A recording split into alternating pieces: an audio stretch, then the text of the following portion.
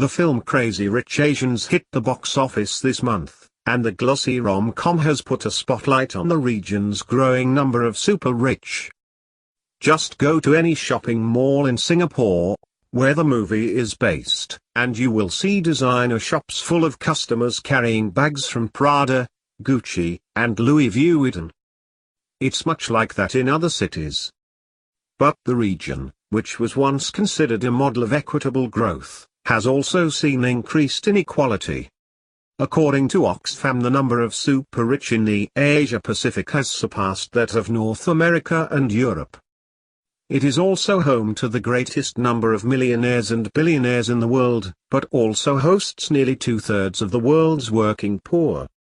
Wealth inequality has reached alarming levels in a number of countries in the region, said Mustafa Talpur, who heads the inequality campaign in Asia for Oxfam. Why Crazy Rich Asians could never please all.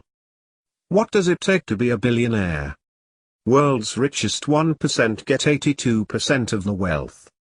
With 585 billionaires, the US still tops the table of the mega-rich, according to Forbes.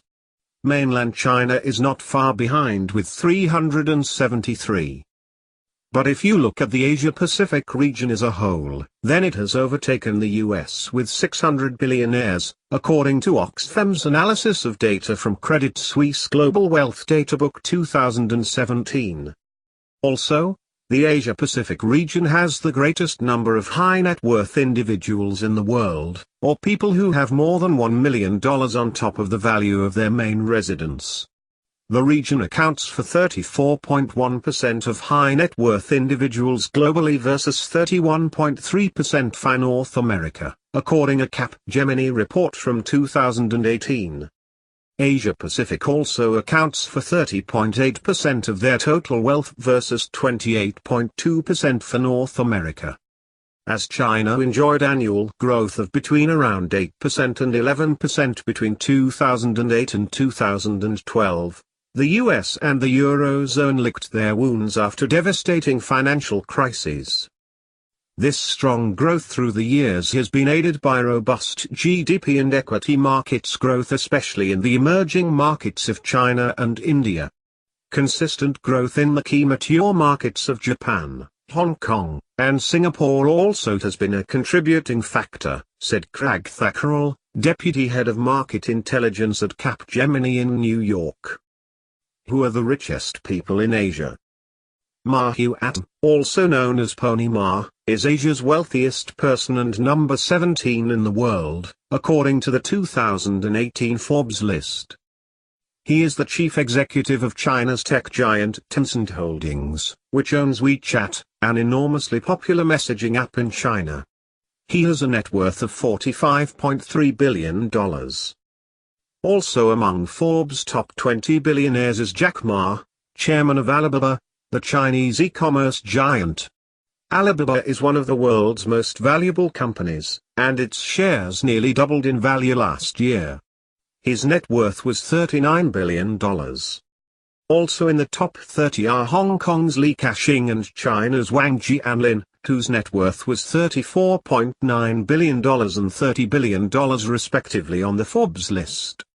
Li Ka-shing retired from leading his business empire earlier this year and is handing the reins to his eldest son. Li Ka-shing's CK Hutchison Holdings and CK Asset Holdings are involved in sectors including retail, telecoms and power. Wang Jianlin chairs Chinese conglomerate Dalian Wanda Group. The group is one of the world's biggest commercial real estate developers and owns U.S. movie theater chain AMC and film studio Legendary Entertainment. Last year, the heavily indebted firm sold a series of assets. How bad is inequality in Asia?